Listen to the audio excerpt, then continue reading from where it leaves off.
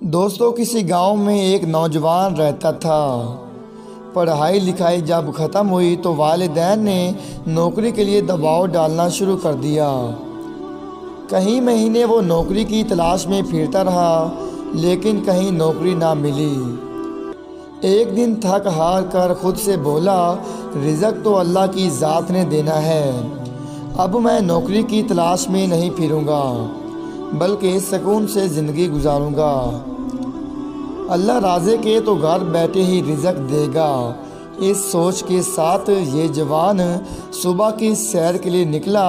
سیر کے بعد گاؤں کے قریب سے گزرنے والی نہر کے کنارے پر جا کر بیٹھ گیا۔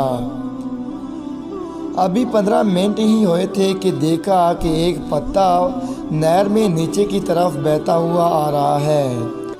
چھلانگ لگا کر پتا پکڑا تو یہ کیا دیکھتا ہے کہ پتے پر 2 نان اور ان پر حلوہ پڑا تھا۔ واہ خدایا، واقعی رزق تو کھانے والے تک خود پہنچاتا ہے۔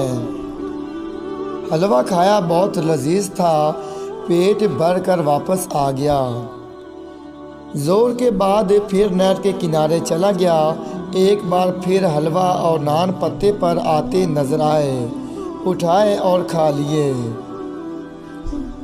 مغرب کی نماز کے بعد پھر نہر کے کنارے چلا گیا۔ اس بار بھی وہی ہوا۔ واہ، رات کے کھانے کا انتظام بھی ہو گیا۔ اب روزانہ فجر، ظہر اور مغرب کی نماز کے بعد نہر کے کنارے پر جا کر بیٹھ جاتا اور بلا ناگہ نان اور حلوہ مل جاتے۔ یہ سلسلہ کئی دنوں تک چلتا رہا۔ ایک دن خیال آیا کہ دیکھوں کہ اللہ تعالیٰ کس طرح یہ نان اور حلوہ بھجواتا ہے۔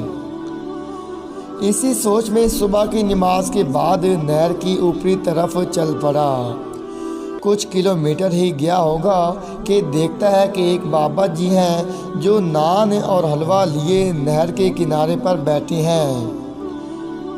قریب جا کر دیکھا تو بابا جی نان کے اندر حلوہ رکھتے ہیں اور پھر اس گرم گرم حلوے سے اپنی ٹانگ پر نکلے ایک پھوڑے کو ٹکور کرتے ہیں، پھر ایک پتے پر نان اور حلوہ رکھ کر نہر میں بہا دیتے ہیں۔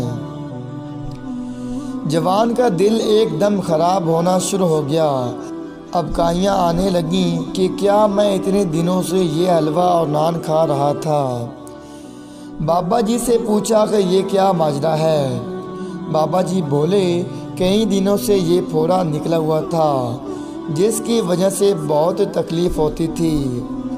ایک حکیم کے پاس گیا ہوں تو حکیم نے مشورہ دیا کہ روزانہ دن میں 3 بار سوجی کے حلوے کو نان پر رکھ کر اس کی ٹکور کرو۔ سو میں فجر، ظہر اور مغرب کے بعد ادھر آ جاتا ہوں۔ نان اور حلوے کی ٹکور کے بعد نان اور حلوے کو پتے پر رکھ کر نہر میں بہا دیتا ہوں تاکہ خراب ہونے کی بجائے چرند پرند اور مچھلیاں ہی کھا لیں۔ دوستو، بے شک رزق اللہ تعالیٰ دیتا ہے اور اللہ ہی رازق ہے، لیکن محنت اور کالی کے درمیان فرق ہے۔